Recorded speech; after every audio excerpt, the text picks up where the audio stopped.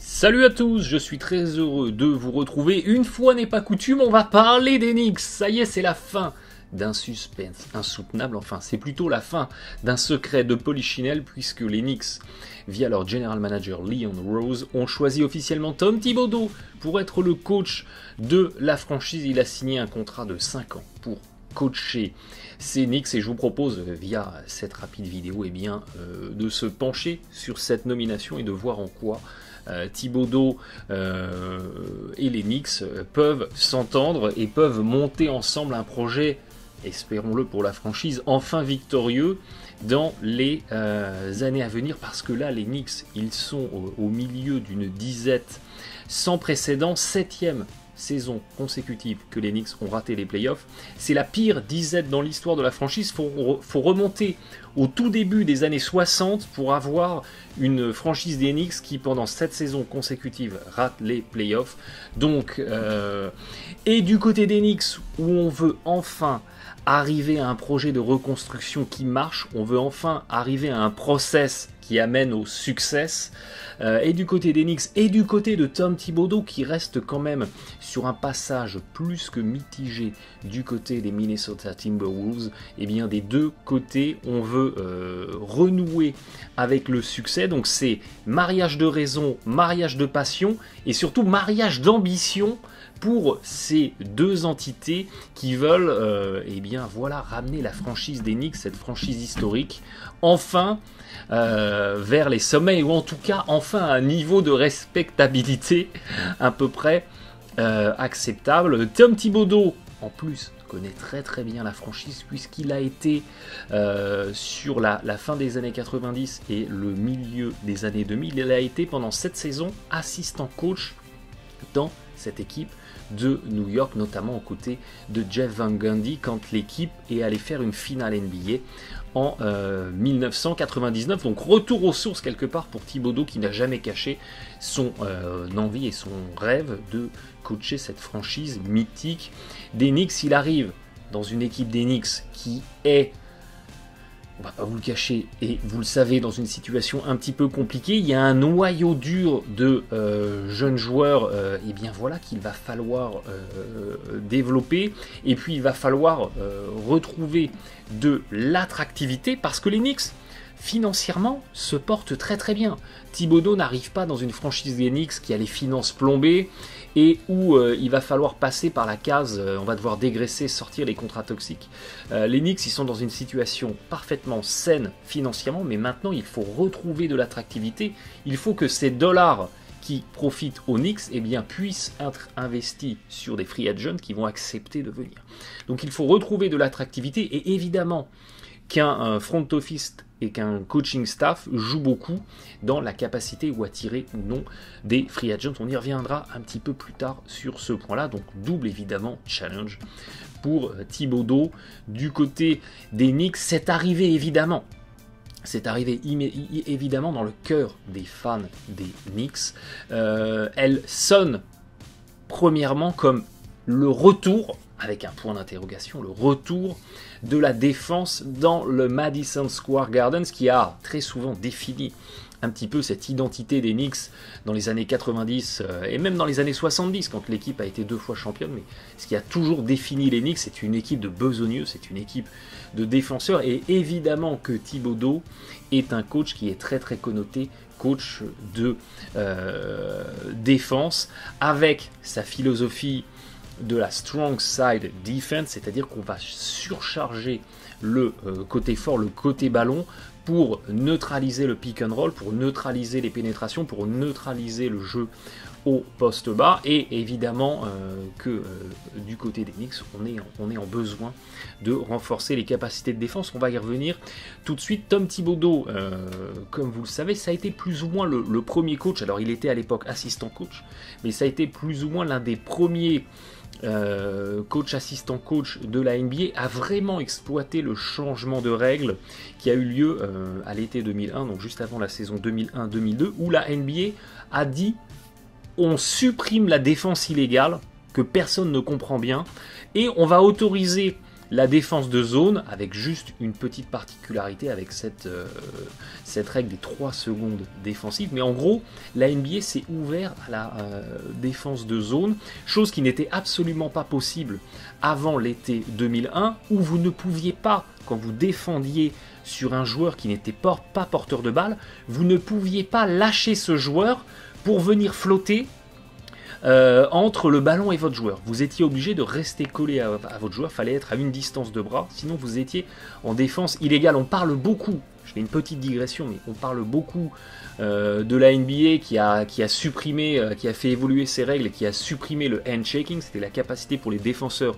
de poser leurs mains sur les attaquants, comme quoi ça a beaucoup favorisé les gros joueurs de 1 contre 1, que ça a limité les capacités des défenses de stopper justement ces mutants du 1 contre 1. Il ne faut jamais oublier que cette règle de suppression du hand-checking a été associée à la suppression de la défense illégale qui a permis de surcharger côté ballon et donc de récupérer ce qui avait été perdu sur le hand-checking. Ça, il ne faut jamais l'oublier.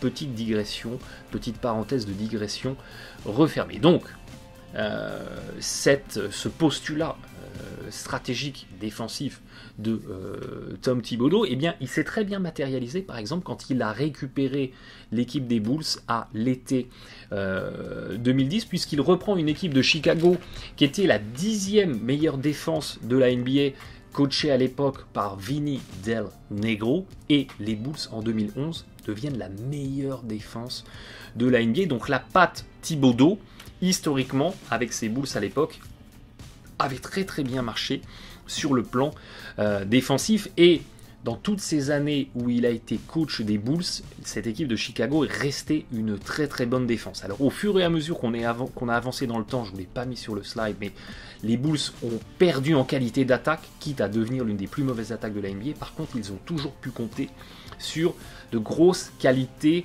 de défense, et ça, quelque part, ça colle parfaitement à l'ADN des Knicks, qui veulent redevenir une équipe qui fait vibrer le Garden, parce que c'est une équipe qui arrache des stops défensifs. Et ce qui est très intéressant, c'est quand on regarde un petit peu les répartitions de cette défense des Bulls, eh bien, on se rend compte que l'équipe était déjà pas mauvaise, hein. C'est ce qu'on avait vu, l'équipe était déjà pas mauvaise en défense, mais il y a vraiment un cap qui a été franchi sur la capacité à contenir les isolations. On retrouve cette strong side defense, la capacité à contenir le pick and roll, la capacité à bien gêner sur le post bas et à bien contester sur les tirs de champ.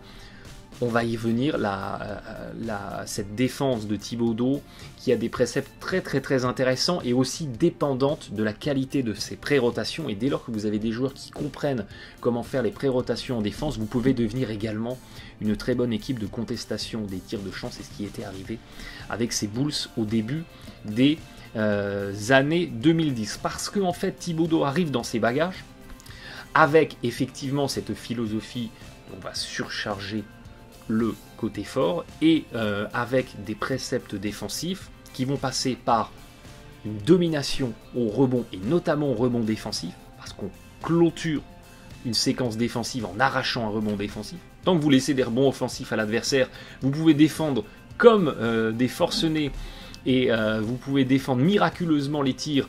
Tant que vous arrachez pas le rebond défensif, ça sert à rien.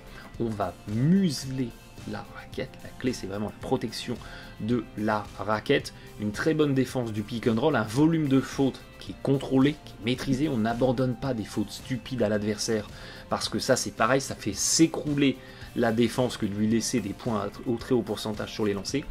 Et il n'y a pas de place pour ce qu'on appelle en anglais le gamble, c'est-à-dire je vais me mettre hors de position en défense pour tenter l'interception ou tenter le contre. Thibodeau est très à cheval là-dessus, sur des défenses rigoureuses où on va pas chercher le miracle en défense, où on va rester discipliné, on va rester bien en place. Et quand on projette ça finalement avec ce que sont actuellement les Knicks au sortir de cette saison 2019-2020, on se rend compte que les Knicks, c'est déjà une bonne équipe de rebond. c'est déjà une équipe qui est tout à fait correcte dans la protection de la raquette et dans la défense du pick and roll. C'est un petit peu moins vrai sur le volume de fautes, on va abandonner beaucoup de fautes, et puis à côté de ça, c'est une équipe qui est très très faible sur la contestation des tirs de champ, et qui est très très faible sur le repli défensif, sur la défense de la transition du jeu en contre-attaque adverse. Et oui, les Knicks, ils ont fait le choix de jouer assez grand, de jouer vraiment sur j'attaque le rebond offensif. Les Knicks sont la meilleure équipe de la NBA au rebond offensif. Tout le monde attaque le rebond offensif, sauf que dès qu'il y a un rebond long ou dès qu'il y a une sortie de balle rapide, il n'y a personne pour le repli, on prend des contre-attaques. Et cette relative grande taille des Knicks fait que les pré-rotations défensives et la mobilité des défenseurs est assez limitée, ce qui fait que sur la contestation des tirs, pour le coup, on est vraiment très très très mauvais, on se fait artiller. Regardez, les Knicks, ils prennent 1,11 points par possession sur les tirs de champ.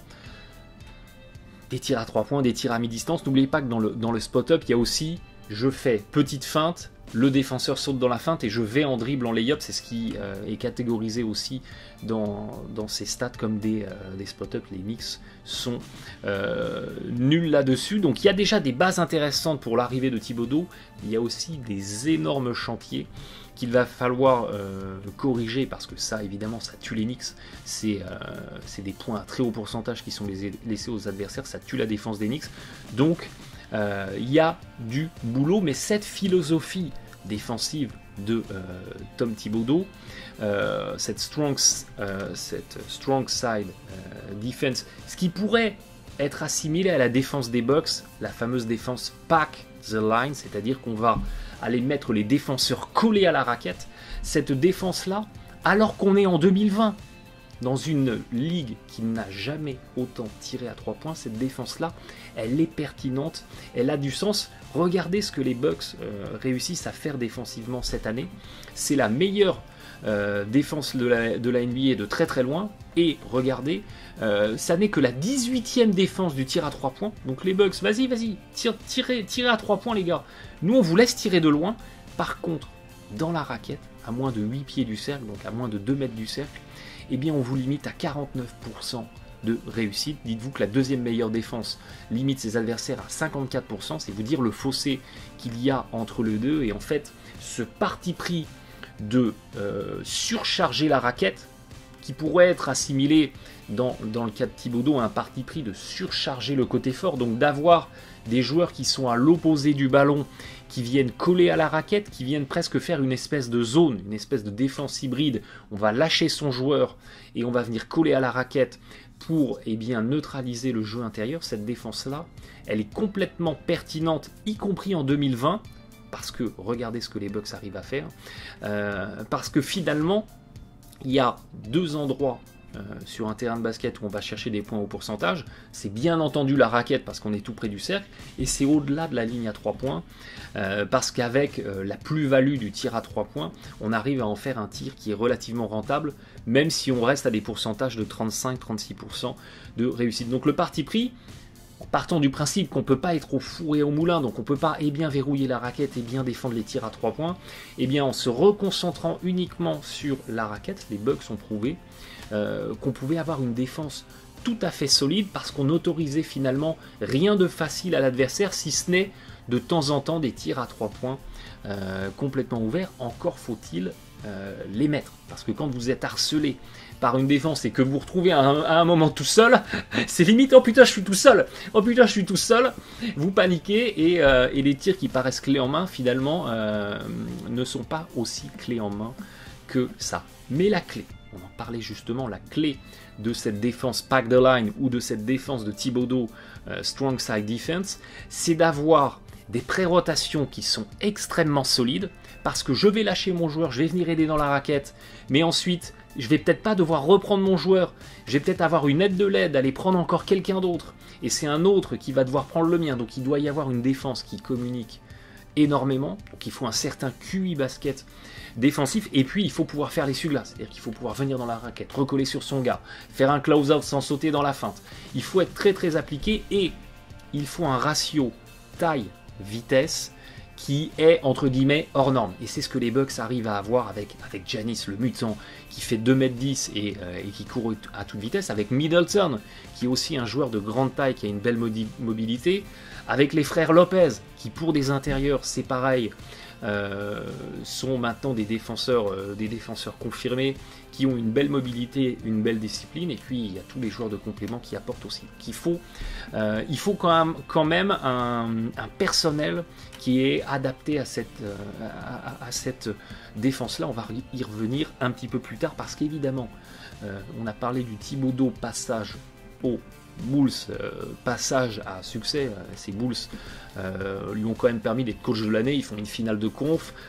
Il n'y a pas eu de titre à la clé, mais globalement, son passage aux Bulls, on peut considérer qu'il a apporté son petit lot de succès à Chicago. Même s'il y a eu des déceptions, je pense que dans la deuxième phase, Chicago, où il récupère Pau Gasol, où il y a Jimmy Butler qui est en train de monter en intensité, les résultats n'ont pas été à la hauteur des espérances, mais partons du principe que son passage à Chicago n'était pas trop mal.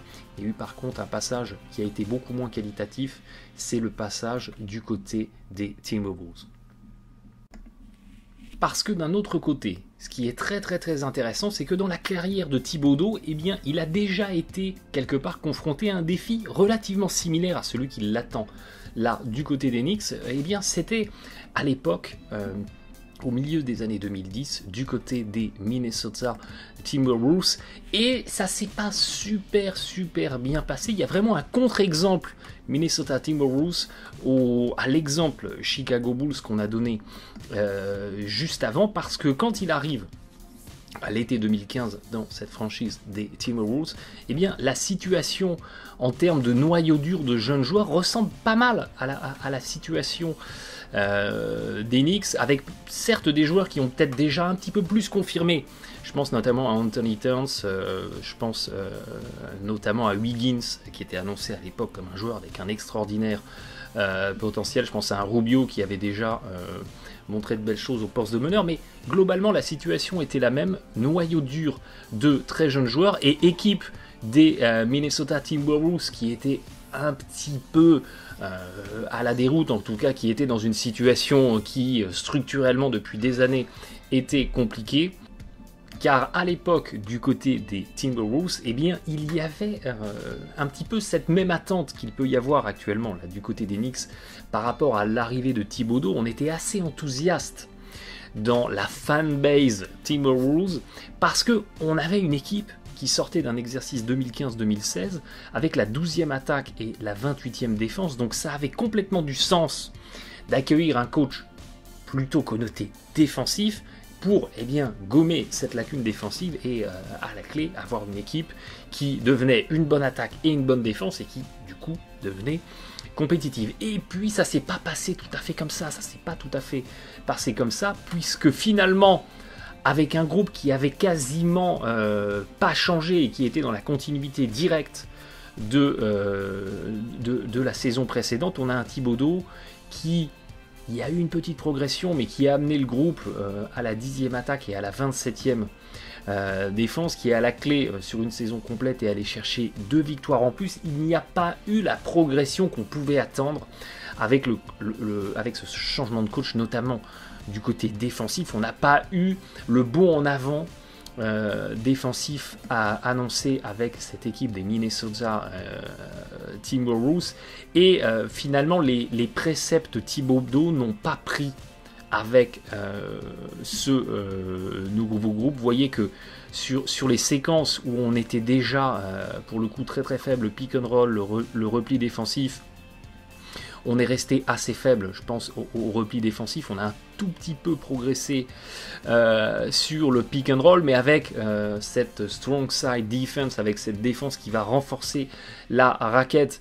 La défense extérieure des Timberwolves, qui était pas trop mauvaise, a complètement régressé. Et finalement, ce qu'on a gagné d'un côté, on l'a perdu de l'autre, et on a stagné dans le compartiment défensif, ce qui, aux yeux de beaucoup d'observateurs, ont un petit peu mis du plomb dans l'aile en fait à la crédibilité de Thibodeau et à son niveau en tant que coach, puisqu'on l'a plus ou moins accusé en fait de tenter d'appliquer systématiquement dans ses équipes la même recette et de ne pas avoir forcément la capacité à savoir s'adapter à son personnel. Là, il a clairement essayé d'adapter les Timberwolves à sa philosophie de coach, mais il n'avait pas sur le terrain le personnel qui avait le QI basket défensif nécessaire pour faire que cette défense allait marcher, parce qu'il y avait des vilains petits canards dans le dispositif Timberwolves,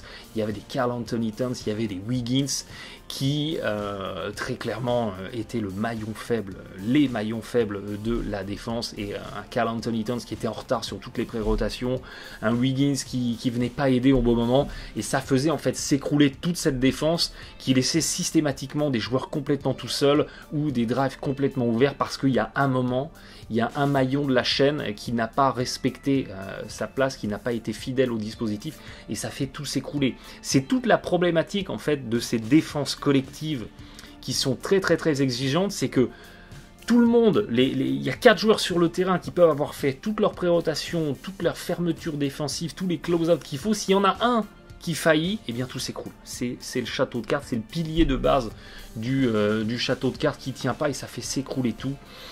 Et du coup la mayonnaise n'a pas pris sur le dispositif Timberwolves, où on a manqué de pré-rotation intelligente, on a manqué de discipline, on a eu trop de gamble, je vais chercher l'interception, les mauvais réflexes, je vais chercher le contre et je me mets hors de position, et tout ça n'a pas pris. Et du coup, après une saison où on avait un Thibodeau qui arrivait pour développer une équipe, il y avait un process Timberwolves qui arrivait pour développer un noyau dur de jeunes joueurs, et bien du côté de Minnesota, on a appuyé sur le bouton, sur l'arme nucléaire, en mode allez, on envoie 3 lottery picks du côté des Chicago Bulls pour récupérer Jimmy Butler, pour récupérer un vétéran confirmé que Thibodeau connaissait bien, pour l'avoir développé et coaché du côté de Chicago. Et finalement on est rentré encore dans une autre logique, avec une volonté de gagner tout de suite,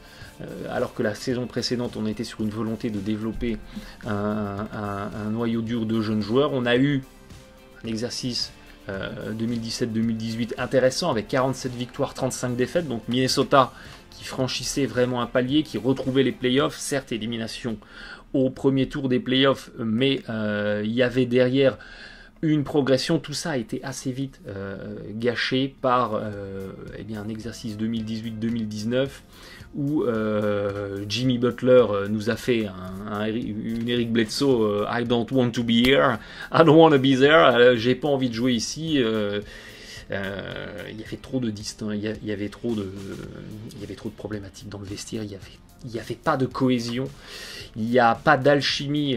Thibodeau n'a pas réussi à créer une alchimie dans cette équipe, et derrière la saison 2018-2019, Thibodeau a démissionné, il est parti en cours, a été un échec. Donc le passage Thibodeau au Minnesota Timberwolves, saison 1, ces préceptes ne prennent pas vraiment, saison 2, on sacrifie le process pour gagner tout de suite, c'est pas trop mal, mais ça se fait très clairement en raclant les bords, et derrière on monte un noyau dur de joueurs qui ne s'entendent pas, on a un vestiaire plombé, et tout ça vole en éclats dans la saison 3. Donc évidemment un diagnostic bien plus sombre pour la deuxième grosse expérience de coach de Thibodeau du côté des Minnesota Timberwolves. Alors qu'est-ce qu'on peut attendre justement de cette arrivée pour les Knicks 2020-2021 qui sont face à effectivement plein de défis. Déjà, il y a le défi de tous ces jeunes joueurs, de RJ Barrett, de notre Frankie national, de Kevin Knox, de Dennis Smith Jr., qui, je vous le rappelle, est la contrepartie majeure avec un tour de draft à l'échange de Porzingis. Il y a Mitchell Robinson, et puis il y a le lottery pick là, de la draft 2020 qui va être assez haut, puisque les Knicks ont fait une saison compliquée. Donc il y a tout ce noyau dur de jeunes joueurs qu'il faut reprendre et qu'il faut développer. Ça va passer évidemment par la mise en place d'une défense peut-être un petit peu plus marquée, peut-être un petit peu plus efficace, en tout cas qui sera vraisemblablement calquée sur ce qu'étaient les préceptes de Thibodeau par les passés. Nul doute qu'avec Nilikina, qu'avec RJ Barrett, qui a encore certes d'énormes progrès à faire en défense, mais on sent de la volonté, on sent pas une nonchalance dans son envie de défendre, donc ça peut être encourageant. Il y a Mitchell Robinson qui peut devenir, avec ses Knicks, qui était un peu Joachim Noah avec les Bulls, c'est-à-dire vraiment le point d'ancrage de la défense. Donc je suis pas trop inquiet. Le personnel dont va disposer Thibodeau, il y a un vieux briscard, Taj Gibson, qui après l'avoir retrouvé aux Timberwolves, après l'avoir connu aux Bulls, il va le retrouver aux Knicks. Donc ça peut être le vétéran qui est un peu le relais du coach, qui est un peu le bras droit du coach dans le vestiaire. Je suis pas inquiet pour le passage défensif. Je suis convaincu que la mayonnaise va prendre avec ce noyau dur des Knicks. Et puis il y a de l'autre côté, on va en parler tout de suite, il y a l'attaque. Il y a l'attaque des Knicks qu'il faut définir en fait. Parce que depuis que les Knicks se sont séparés de Phil Jackson et Derek Fisher, Jeff Hornacek, même si l'arrivée de Jeff Hornacek était pour le coup un peu improbable et a soulevé pas mal de questions, depuis que les Knicks sont sortis de on va jouer en triangle, Phil Jackson nous demande de jouer en triangle, on va jouer en triangle, bien malin celui qui pourrait dire voilà l'identité des Knicks en attaque, c'est ça. Cette équipe n'avait pas d'identité en attaque. Fisdale, on ne sait pas trop quels étaient ses préceptes, on ne sait pas trop où il voulait en venir. C'était un peu un coaching opportuniste. Allez, on tente ça, ça marche. On tente ça, ça marche pas, on passe à autre chose.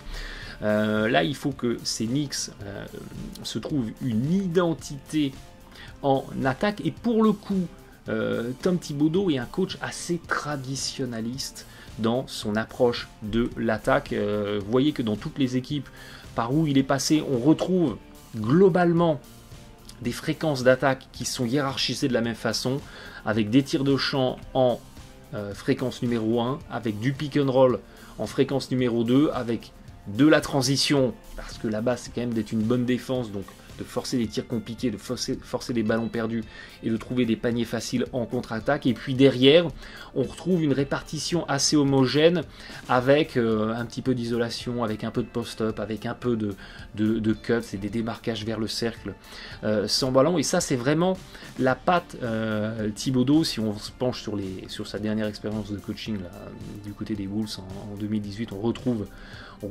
grosso modo cette hiérarchie-là. Et Thibodeau est un coach assez traditionnaliste, avec des séquences d'attaque ou des séquences placées mi-terrain assez structurées, avec pas mal de mouvements sans ballon, avec en alternance des séquences en horns, avec des séquences en 1-4-eye, c'est-à-dire on va avoir les deux intérieurs qui sortent un petit peu comme ça pourrait l'être sur une Princeton Offense, avec 4 joueurs finalement qui sont au-delà de la ligne des lancers, qui s'écartent, qui sortent un petit peu, et puis énormément de mouvements des ailiers qui bénéficient de démarquage via des écrans des intérieurs, qui bénéficient de solutions de backdoor pour couper vers le cercle, qui bénéficient de séquences de pick and roll. Ça, c'est du basket assez traditionnel, comme les Spurs ont pu le dérouler pendant leur époque dorée, comme les Boston Celtics de l'époque Doc Rivers, où Thibodeau était assistant, comme les Boston Celtics le déroulaient à l'époque où 2008, 2009, 2010, ils font 2 finales NBA et ils vont chercher un titre. Tout ça est assez traditionnel. Alors c'est vrai qu'on est à une période charnière en NBA où on a vu des coachs arriver avec des préceptes très très très originaux et s'en sortir très très bien. Je pense à Mike Budenholzer qui a mis en place du côté des Bucks un 5-out, tout ce qu'il y a de plus traditionnel avec assez peu de mouvements, mais qui pour le coup marche très très bien. Et puis à contrario, on retrouve du côté des Lakers un Frank Vogel qui, c'est pareil, a une attaque qui est relativement classique, relativement traditionnelle, avec du pick and roll, avec du poste bas. Vous me direz, dès lors qu'on a LeBron James et Anthony Davis dans son équipe, n'importe qui avec n'importe quelle attaque obtiendrait des résultats. Mais voilà, Thibodeau, c'est une approche assez traditionnelle, on le disait, avec des séquences en 1-4-eye, avec des séquences en hands, avec une attaque assez structurée, hein, assez définie, beaucoup de mouvements sans ballon, et puis à contrario, dans des fins de match serrés, quelque chose un petit peu plus en freelance, où il va y avoir de l'isolation, où il va y avoir du pick and roll, où finalement on simplifie un peu le jeu d'attaque dans les fins de match serrés. Thibodeau n'est clairement pas un Brad Stevens, un espèce de Mozart de l'after timeout, c'est-à-dire que je prends un temps mort, je vais vous mettre en place un truc extraordinaire, où il va y avoir 4 passes, 5 mouvements et on va avoir un tir complètement ouvert. Thibodeau va être plutôt du style dans la fin de match, ballon à RJ Barrett et tout le monde s'écarte, quoi. Pour caricaturer, vous aurez compris. Après les Knicks, ils sont vraiment dans une situation où l'attaque est tourmentée, donc n'importe quelle amélioration de l'attaque serait la bienvenue. Il n'y a pas un secteur, peut-être à part les rebonds offensifs, mais on en revient toujours à cette domination des Knicks au rebond, à part les rebonds offensifs, il n'y a pas un secteur de l'attaque où ce dispositif Knicks actuel pourrait être pérennisé et repris en l'état par Tom Thibodeau. C'est pas du tout le cas, donc il y a tout à réécrire, et ce dispositif, si on part du principe que Thibodeau va appliquer aux Knicks ses anciennes recettes, ce dispositif très clairement va bénéficier à un RJ Barrett qui peut se retrouver sur la saison prochaine à 24-25 points par match, comme Wiggins ou Anthony Towns à l'époque avaient bénéficié du côté de Minnesota de ce dispositif Tom Thibodeau. Ce qui est sûr, c'est qu'à venir du côté des Knicks, on va vraisemblablement avoir un trade de Julius Randle, qui est un peu dans le collimateur de ses coéquipiers pour cause de t'es un gros ball hog, et c'est vrai que pour avoir vu pas mal de matchs des Knicks, vous pouvez être sûr que systématiquement, quand le ballon arrive dans les mains de Julius Randle, il faut croire qu'il a de la glu dans la paume. Le ballon reste complètement englué dans ses mains, ce qui déjà me paraît incompatible avec le dispositif Thibodeau, où il y a quand même une assez grosse circulation du ballon, où il y a des mouvements sans ballon. Donc je suis quasi persuadé que Julius Randle va être poussé vers la sortie, quitte à ce que les Knicks acceptent un trade complètement déséquilibré pour ce joueur. On en parlait juste avant, il faut s'attendre la saison prochaine à avoir un RJ Barrett qui se retrouve à 24-25 points par match. C'est lui qui sera vraiment le point de départ de cette attaque 2021 des Knicks, avec beaucoup de pick and roll, avec beaucoup de séquences où il va se retrouver dans des backdoors en bénéficiant des séquences de fixation, et lui il va jaillir sur le côté faible. Il y a une vraie inconnue aussi. Sur le développement de Ntilikina et de Dennis Smith Jr. Il y a aussi Elfrid Payton qui est dans l'équation. Pas impossible que Payton lui aussi soit poussé vers la sortie pour redistribuer plus facilement les minutes au poste de meneur. Et puis les Knicks seraient aussi intéressés par la draft de LaMelo Ball. Ça fait beaucoup de meneurs. Finalement pour un poste de titulaire du côté des Knicks. Nul doute que Ntilikina va complètement taper dans l'œil de Thibodeau avec ses qualités de défense, avec ses qualités de playmaking pour les coéquipiers. Maintenant, il ne faut pas oublier non plus que du côté des Timberwolves, dans la saison 1 de Thibodeau, il y avait un rookie qui s'appelait Chris Dunn, qui quelque part a un peu le même profil que Frank Ntilikina et qui a fait une saison de rookie catastrophique sous le mentorat de Tom Thibodeau. Donc ne prenons pas pour acquis le fait qu'il y a un coach défensif, on a un Ntilikina qui aime défendre, ça va bien se passer.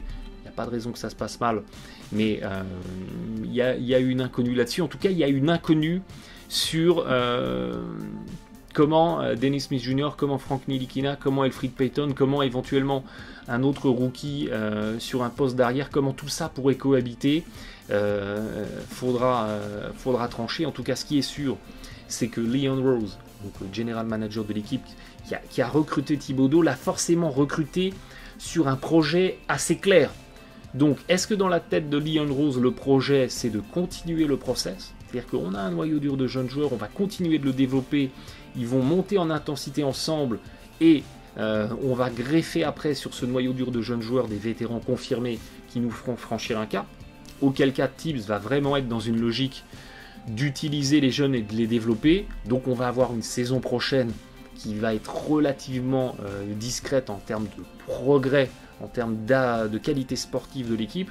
Ou est-ce qu'à contrario, on a un Thibodeau qui arrive, sachant que Leon Rose va déjà sacrifier un petit peu le process, a déjà comme idée de sacrifier le process et de monter un ou deux trades en échangeant Kevin Knox, en échangeant Nilikina, en faisant un package Randall plus Knox plus Nilikina, pourquoi pas, contre un joueur plus confirmé, et auquel cas Thibodeau viendrait dans une logique d'avoir une équipe un petit peu plus compétitive, où il y a un petit peu moins de jeunes à développer, et où on cherche plus rapidement le résultat sportif. Ça sera intéressant à suivre. En tout cas, les mouvements des Knicks à cet été nous permettront de répondre à cette question en fonction de la free agency des Knicks en 2020. On saura un petit peu où Leon Rose veut nous emmener. Il en a forcément parlé à Thibodeau qui s'inscrit complètement dans ce projet, et tout ça va aussi définir quel est le degré de patience du front office des Knicks, parce qu'on le disait, ça fait 7 saisons de suite où il n'y a pas eu les playoffs. Donc la pression est un petit peu sur eux. On n'est pas dans la sérénité de se dire on vient d'appuyer sur le bouton reset, on peut se prendre encore 2-3 ans de transition pour développer les jeunes. J'ai peur que la fanbase new-yorkaise veuille des résultats tout de suite, ce qui en général, cette impatience n'est jamais bonne pour la sérénité et la pérennité d'un groupe, et on suivra ça évidemment de très très près. Et puis dernier point, est-ce qu'un hard-minded coach, c'est-à-dire un coach qui n'a pas peur d'engueuler les joueurs, qui est très exigeant, qui les pousse un petit peu dans ses retranchements, est-ce qu'en 2021, dans une NBA de diva, est-ce que ça peut encore faire écho? Eh bien là, pareil, ça va être le qui tout double. Parce que ces coachs qui sont très durs vis-à-vis des joueurs, mais qui sont durs non pas parce qu'ils sont pervers, sadiques ou méchants, mais qui sont durs parce qu'ils attendent d'eux qu'ils se transcendent et qu'ils se surpassent pour progresser individuellement et faire progresser l'équipe.